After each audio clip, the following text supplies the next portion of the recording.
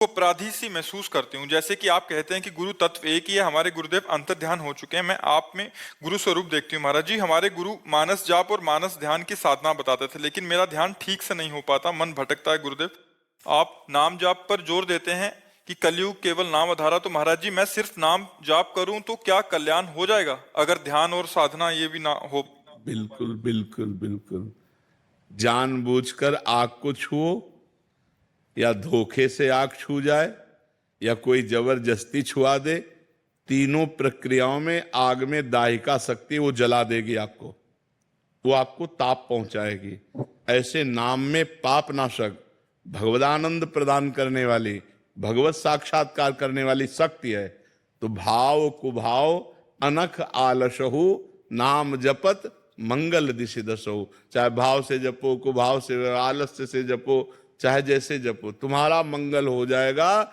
जैसे अग्नि को किसी भी भाव से छुओ वो जला देगी।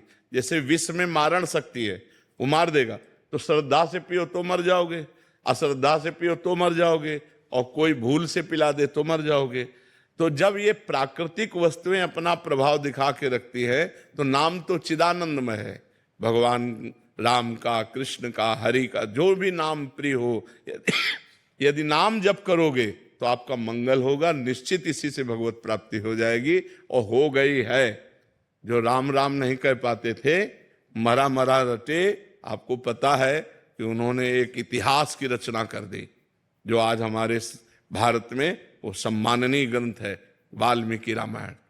और जो राम नहीं कह पाते थे, सीधे वो ब्रह्म ऋषि हो गए। नाम का प्रताप, 6 महीना में ध्रुव जी ने, 5 वर्ष के बालक ने भगवत प्राप्ति कर ली। गुरुदेव नारद जी के द्वारा उपदिष्ट भगवान के 12 मंत्र का जाप करके। प्रहलाद जी ने नाम के बल से ही हिरण्यकश्यप के हर वार को फेल कर दिया। इसलिए हम विश्वास करें, नाम में अपार सामर्थ्य है। महेश सिंह, राधे राधे महाराज जी। राधे राधे महाराज। पहला उत्तर है अनिर्वचनीय स्वरूपम। राम अतर्क बुद्धि मन वाणी, मत हमारे या सुनो भवानी। ईश्वर क्या है यह अनिर्वचनीय है, फिर भी ब्रह्म ऋषियों ने उनका वर्णन किया है। वो सच्चिदानंद रूपाय, वो सच्चित आनंद रूप है। फिर आगे कहा विश्वोत्पत्त्यादि हेतवे, वही विश्व के उत्पन्न करने का हेतु है। हेतु का मतलब वही विश्व बना हुआ है, उसके अलावा विश्व नाम की कोई चीज नहीं। मत्ता परतरम नान्यत किंचिदस्ति धनंजय। हे अर्जुन, मेरे सिवा कोई कुछ है ही नहीं, किंचन मात्र कुछ नहीं। वेद कहता सर्वम खलविदम ब्रह्म, नेह नानास्ति किंचन। ब्रह्म के सिवा किंचन मात्र कुछ नहीं है। उपनिषद कहता ईशावास्यमिदम सर्वम यत् किंचे जगत्याम जगत। ईश्वर के सिवा किंचन मात्र जगत में और कुछ नहीं है। हरिवंश महाप्रभु कहते हैं ये क्रूरापि पापिनो न च सताम संभाष्य दृश्यास्ते सर्वान वस्तुतया निरीक्ष परम स्वाराध्य बुद्धिर्मम।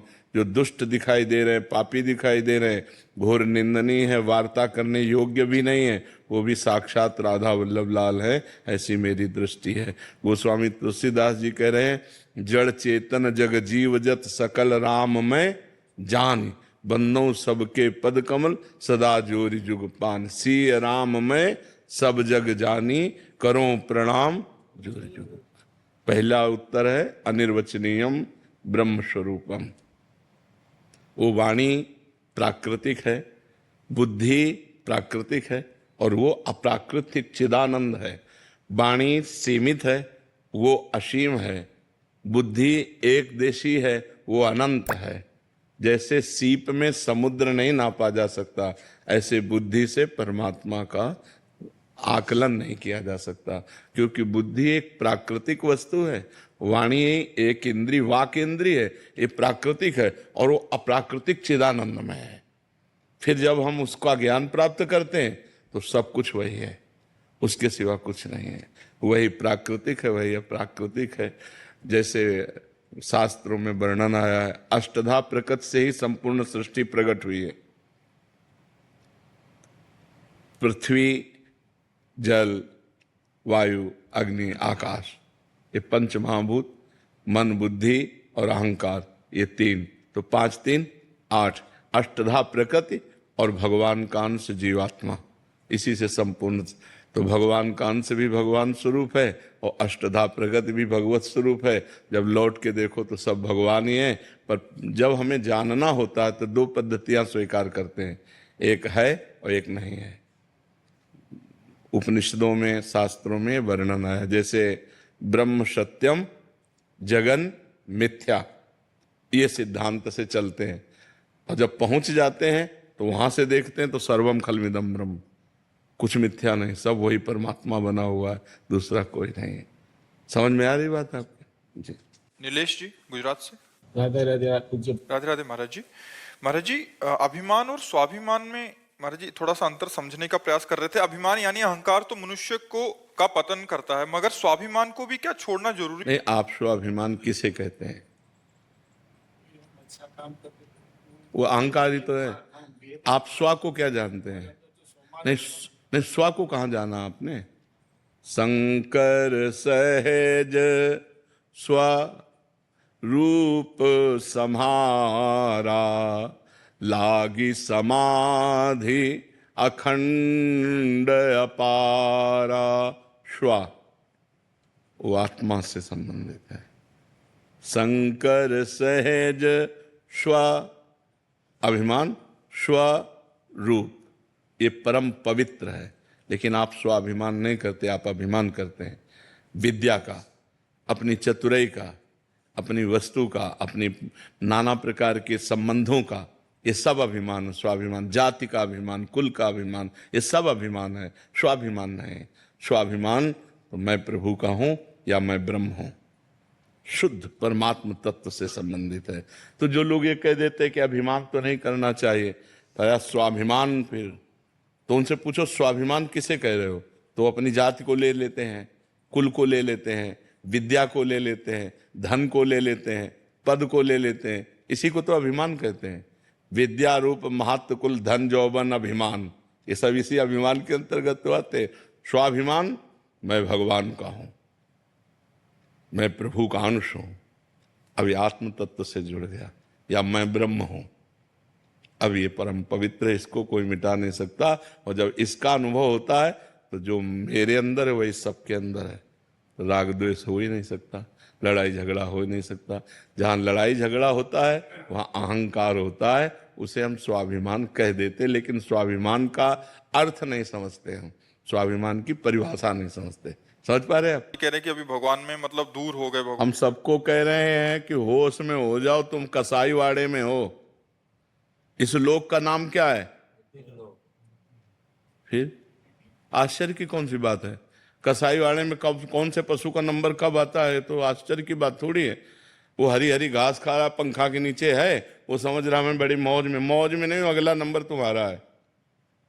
ये कसाई वाड़ा है काल का, काल का कसाई वाड़ा, सब काटे जाओगे, सब मारे जाओगे, क्योंकि इसका नाम मृत्यु लोक है, सब मरोगे।